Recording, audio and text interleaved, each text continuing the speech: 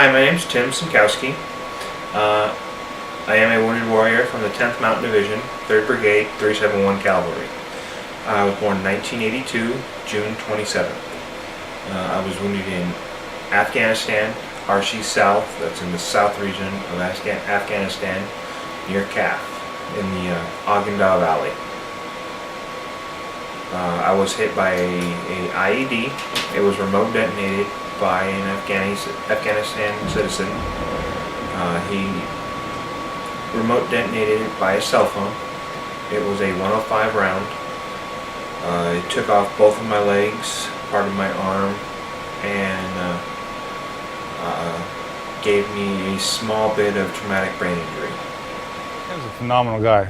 Heart of gold, man. That guy, I remember right before he got hit too, he carried that ice cold Gatorade in his cargo pockets, right? And he's handing them out to all of us. We had been out walking in front of the trucks while they're all driving in the air conditioned trucks, all that. We're out full kit walking in front. You know, it's hot as hell out there in Afghanistan. And so we pushed into this valley. Timothy's unit drove all the way from Kandahar. Took them about 2 weeks to get to where we were at, you know, multiple IDs and whatnot. So it took them a while to get there. About mid-September. It was about 50 meters up top of the hill. The rest of us was about halfway down the hill where the trucks were parked eating MREs, and that's when the bomb goes off. And right away, you know, you knew something was wrong because it just felt weird. So I go taking off, running up top of the hill, and you know, there's smoke and shit everywhere. And Jim, my captain, was the first guy I came across, and you know, he's bleeding from his face and covered in smoke. And I looked at him, and he was walking, and he comes up. He's like, "Hey, go get Ski." So I knew he was okay for the moment, right? So I let him go. I get to this big ass crater. You know, it's about 4 or 5 foot deep, and Ski was laying in it with, you know, the rest of his legs, what was left of his legs, sticking out. And by this time, I had over 100 medevacs under my belt. I'd seen my fair share of ID guys, so I thought he was dead as shit. My eyes were barely open, so I could just barely see what was in front of me. Only just feet, so I was only able to see my hands. I tried wiggling my toes. It felt like I was wiggling my toes, but there was an odd feeling that there was nothing there. So I tried kicking my feet. It felt like I was kicking my feet, but there was nothing there. So I took a second to stop and just took a deep breath and went, crap, my legs are gone. His left shin bone was completely intact, but it was just clean. It was real clean. There's no meat, nothing on it. And it's sticking out. And my first impression looking at him was, you know, he was dead. There's no way he could have survived this ID strike. And I was actually getting ready to leave him and move on to another patient. Now there was 4 total soldiers that got hit up on top of that hill. And so when he started talking to me, he scared the shit out of me. I said, "Hey doc, I think I need a Band-Aid." So. This is Tim's left leg.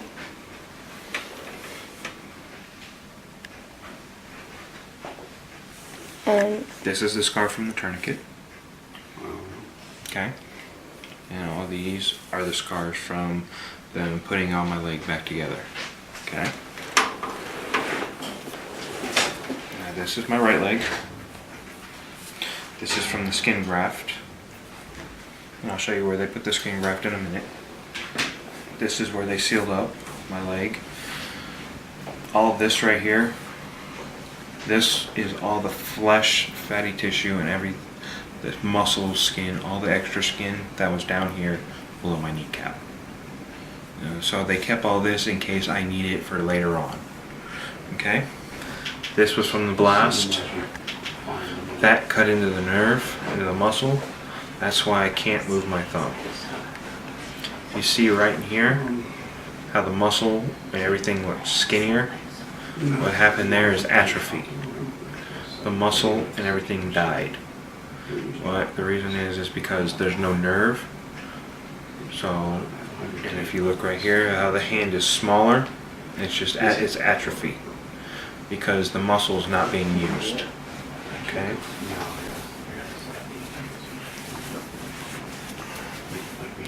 This is from the blast. This hasn't healed up. Just a minor scar. This right here was from this skin graft on the leg. This goes all the way down to the bone. I lost 6 to 8 inches of the ulnar nerve. Half of my bicep is gone and 3/4 of my tricep. And the wound goes all the way around. I can't even work against gravity, so if I put my hand above my head, it'll fall and hit me in the head. I also have shrapnel wounds to the face. There was a nail head that they pulled out of my face. And there's nothing on my left hand. My left side of my body, right from here, had nothing on.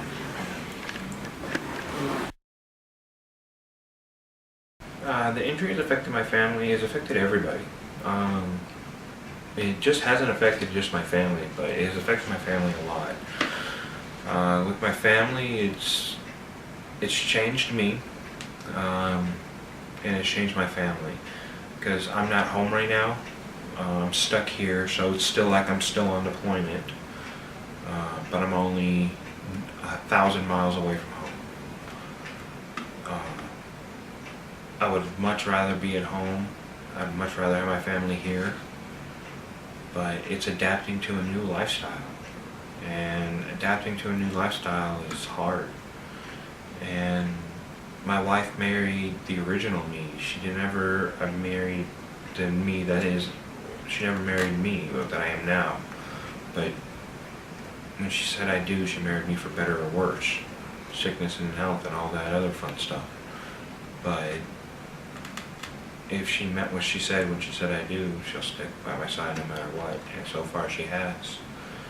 And I've put her through hell with this. I've scared her to death because she thought she almost lost me. And she's still here, and she's an amazingly strong woman. And my mom, she's living with me right now to help take care of me. And I mean, my family's just, they're amazingly strong. Tim is an amazing, awesome, strong-willed young man. He's 30 years old. He's my oldest child, and very stubborn,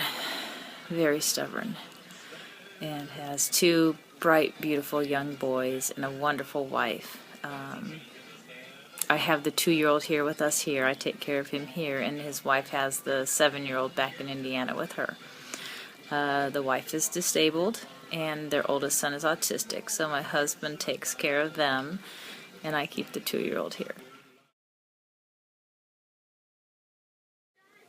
A non-medical attendant is someone who cares for somebody else. We do this 7 days a week, 24/7. We don't have any relief.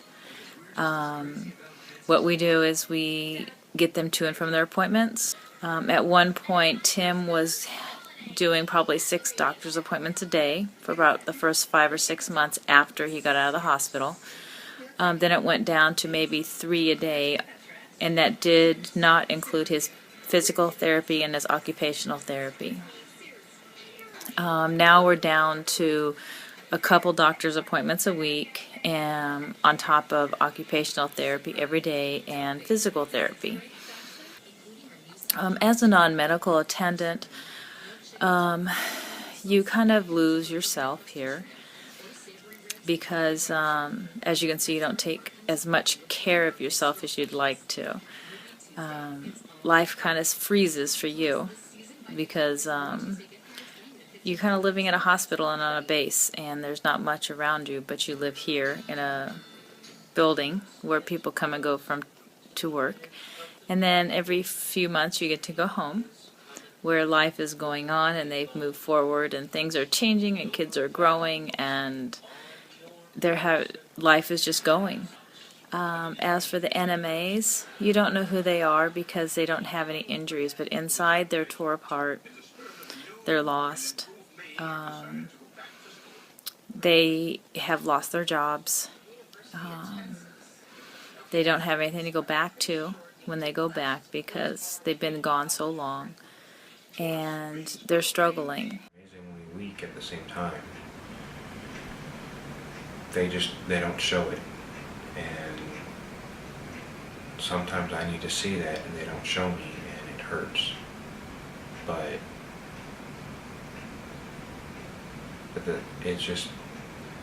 it makes me feel better knowing that they can still fight on and that they don't show me.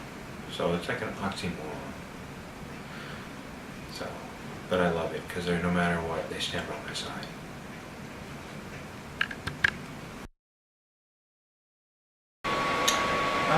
My everyday life here at Walter Reed is I wake up every morning, get myself dressed. I do it a little differently now that I don't have legs. So instead of getting up and standing up, what I do is I lay in bed and put my clothes on in a bed instead of standing up like I used to. I get up and I go to normal formation as if I was in the military, and then because I still, as far as everyone's concerned right now, I still basically am active military. Then from there I go to OT, which is occupational therapy. They help me with everyday needs, basically relearning how to clean the house, do dishes, take care of my 2 boys, vacuum, make my bed, everyday living. And then from there I go to physical therapy, where I learn to walk with my prosthetics, which I have right here. And I can show you those later. I also have, they're also teaching me new ways to do sit-ups and cardio, just about relearning to do all physical therapy. Alright, these right here are my legs. This is the carbon fiber setup. All this right here is carbon fiber. Carbon fiber is really sturdy. Now this is the actual socket, this white piece. This is where my leg is actually custom fitted to. This is what my entire thigh is. They basically make they make like a piñata, like a casting of my leg, and then they after they make a mold, a casting, then they make a mold, then they make this, a socket that looks similar to my thigh. And then I jump in, and then they make a valve, which is this, that allows for pressure to come and go from inside the leg. It hurts the first time you get in your legs. It's to be expected because now you're doing something your body's not used to. It just takes time, and it's like walking on stilts on your knees. So if you can get a pair of stilts, kneel on them. Don't put a pillow, don't put anything on them, on that little step, kneel on them and walk. Strap them to your leg and walk. That's what it feels like. I don't recommend it because you're going to fall on your face. It's going to hurt.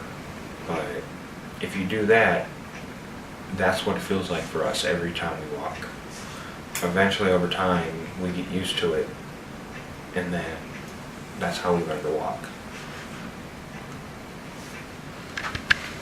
And then other days I have doctor's appointments just to make sure that the muscle growth is growing correctly and that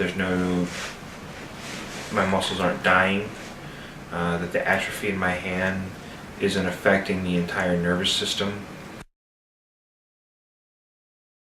A majority of my daily obstacles I face are getting out of bed and getting dressed, because I have such limited range of motion and use of my right arm. I have more use of my right arm than some of the guys, so I'm lucky in that fact.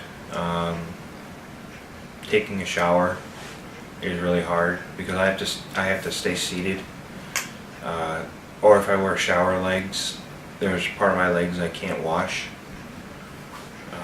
because there's a cone that covers up majority of my legs. So no matter what I do, I'm always going to be missing part of my body whenever I take a shower.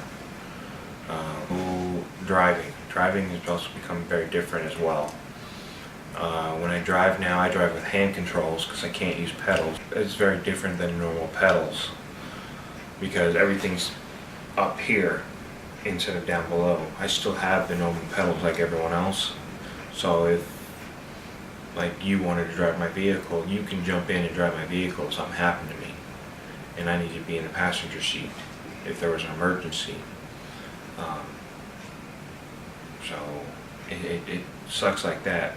Stuff like that, it makes it difficult. So it's simple things that everyday people get to do, you can't really experience them in the same way. Yeah, and I don't have pain receptors in my hand anymore, so like if I were to accidentally lean my hand on an oven or stove, a hot stove, I wouldn't know about it until someone would mention, hey, you know, your hand's on the oven. And I would probably be bleeding from all the heat blisters. So, I mean, little things like that, like being able to tell the difference between hot, cold, and if someone were to step on my hand, I wouldn't know about it until someone would say something. And I would look at it and go, oh, okay.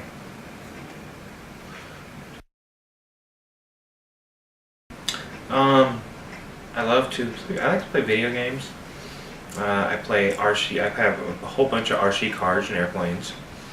I love to build models, scuba dive, bike ride.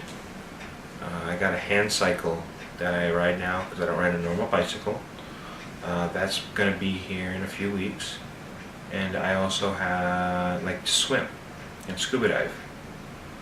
So I just try and keep myself busy with any hobbies.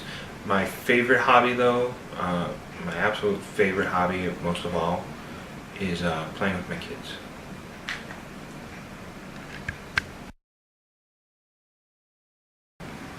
Well, the plans for the future are so far homes for our heroes and a bunch of other foundations like the Indianapolis Colts, homes for Hoosiers. They're building a house for me right now in Madison County, and hopefully when I get out of here in about 6 months to a year or longer, depending upon how my therapy goes, I eventually plan on living there and spending the rest of the time, spending a year with my family where I'll be attending school. And after I finish a year of schooling to get my bachelor's degree in information system security, then getting a job, a government job, with either